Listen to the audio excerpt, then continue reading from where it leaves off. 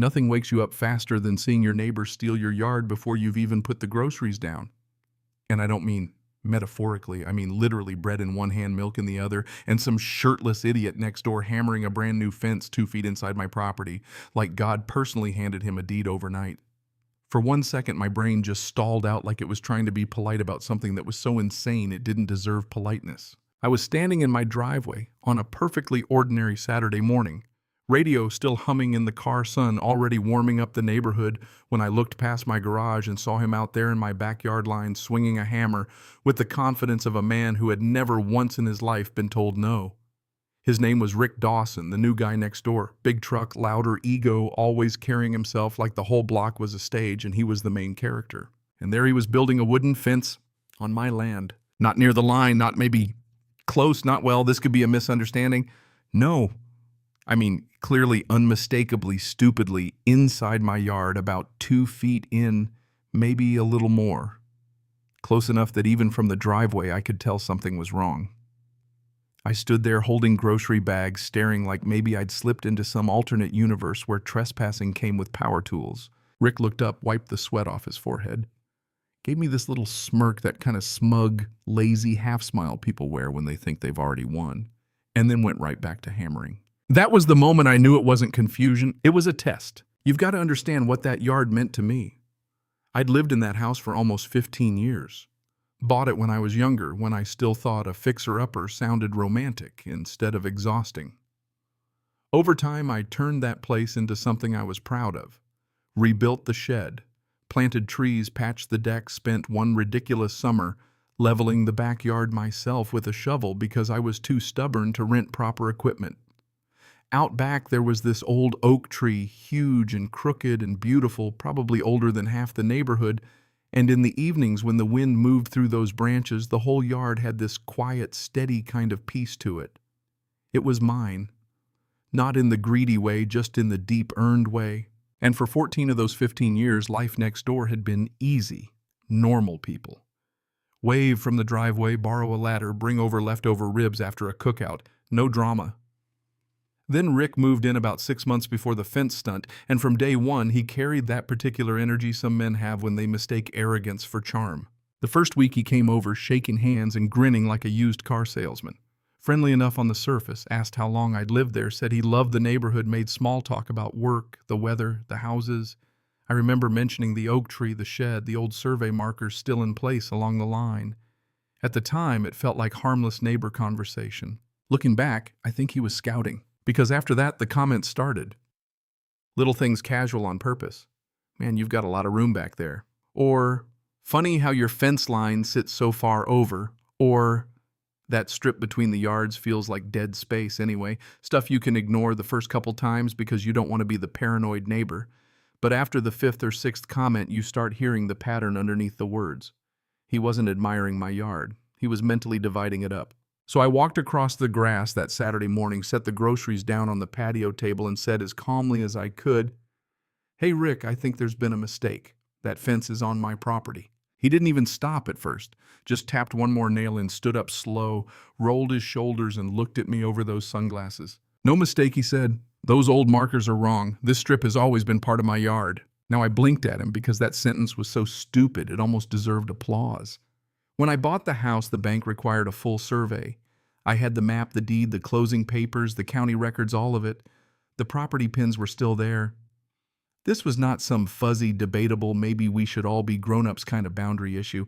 It was crystal clear. I said, "Rick, I have the original survey. That line is 2 feet over from where you're building." And he just shrugged like facts were a cute opinion. Then he hit me with the line that lit the whole fuse. "If you think I'm wrong," he said, "take me to court." He said it casually, almost bored, and that told me everything.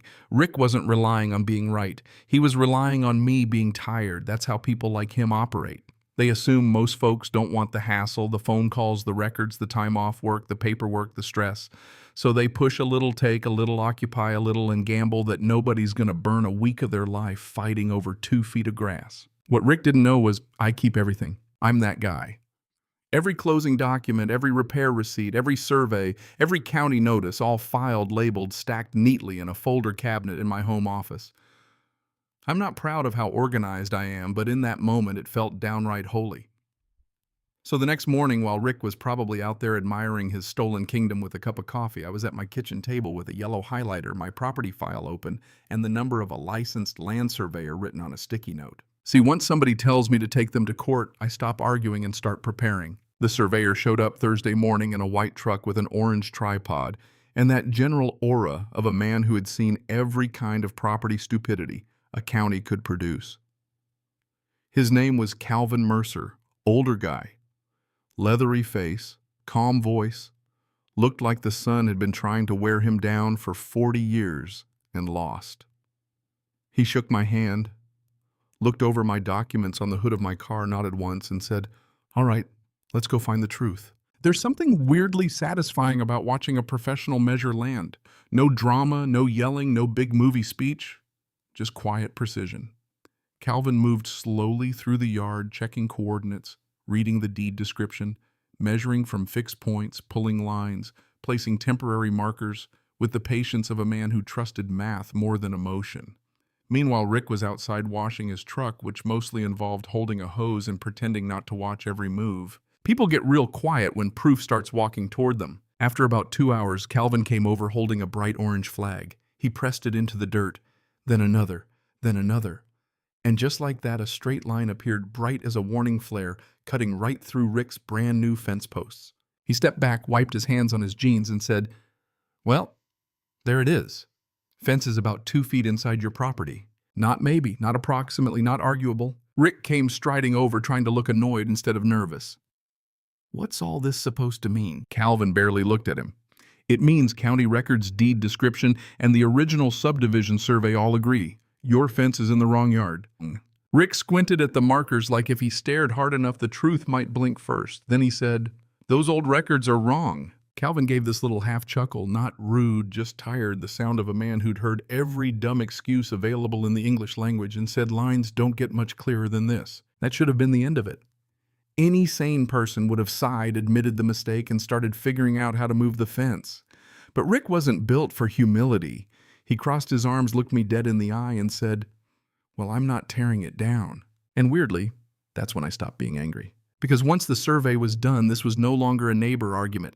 It was paperwork, and paperwork, unlike pride, actually has authority. The following Monday, I took Calvin's official report, my deed, my survey map, and every other relevant document down to the county land office. If you've ever been inside one of those buildings, you know the mood fluorescent lights, worn tile floors, clerks with reading glasses, stacks of files that look boring enough to ruin your day and powerful enough to ruin someone else's year. I filed a formal encroachment complaint. 2 weeks later, Rick and I were sitting across from each other in a small county hearing room, and I swear he walked in with the same swagger he had the day he built that fence. Boots on, sunglasses shoved up on his head, grin like he thought this was still some backyard bluffing contest. Then Commissioner Elaine Porter walked in. Now there was the twist Rick never saw coming. Porter wasn't loud, wasn't dramatic, didn't need to be. She had that dangerous kind of calm. Some officials have the kind that says they've dealt with bigger egos than yours before lunch. She opened the file, read quietly for a moment, then looked at Rick and said, "Mr. Dawson, you constructed a fence on land that does not belong to you." Rick leaned forward. "That survey is wrong." She slid Calvin's report toward him. "This is a licensed survey based on county records and the legal deed description. Do you have any conflicting documentation?" His mouth opened, then closed. Because confidence is not a document. The room went so quiet I could hear the air conditioner kick on. Porter folded her hands and said, "You are in violation of county property code due to unlawful encroachment. You are ordered to remove the fence and restore the boundary within 30 days. Failure to comply will result in daily fines." You could actually see the color shift in Rick's face. "Daily?" he asked. "Yes," she said, calm as church pew wood. "Per day." And that right there was the moment the whole thing flipped. Because Rick had calculated the cost of bullying me. He just hadn't calculated the cost of being wrong. He'd already paid to build the fence. Now he was about to pay to tear it back down or pay the county for the privilege of delaying the inevitable. Exactly 30 days later, on another Saturday morning, I was sitting on my back porch with a cup of coffee when I heard the sweetest sound I'd heard all month, power tools coming from Rick's side of the yard. I looked over and there it was, a demolition crew. 3 guys with pry bars and drills were taking apart every single board Rick had installed. Panels came off one by one, posts got yanked from the dirt, Concrete bases were busted apart. The same fence he'd built with all that swagger was being dismantled like a bad decision under bright daylight. And Rick was standing there with his arms crossed so tight he looked shrink-wrapped in resentment. No sunglasses, no smirk, no performance. Just a man watching his ego get loaded into a work trailer. By the end of the afternoon, the whole thing was gone. The orange survey markers still traced the real boundary, the oak tree still threw shade across my yard, and the space between our houses looked exactly the way it had for 15 years. Except now it came with a lesson. Rick never apologized. He never came over, never admitted anything, never said he was wrong, but he also never tried another stunt like that again. Sometimes justice doesn't show up as a speech or a dramatic showdown. Sometimes it shows up wearing a safety vest, holding a pry bar, and billing by the hour. What stayed with me wasn't just that the fence came down. It was what the whole mess revealed. Rick hadn't really built a fence. He built a bet. A bet that I'd value peace more than principle. A bet that I'd avoid conflict long enough for his little land grab to become the new normal. And that kind of thing happens all the time, not just with property lines, but in life. People push where they think you're soft. They test what they think you won't defend. That was the part that hit me later, sitting under that oak tree after everything was over. Boundaries don't mean much just because they exist. They mean something because somebody is willing to protect them, calmly, clearly, consistently.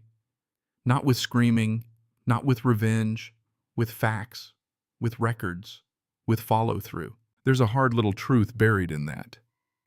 The world is full of people who mistake silence for permission. They think if you're patient, you're weak.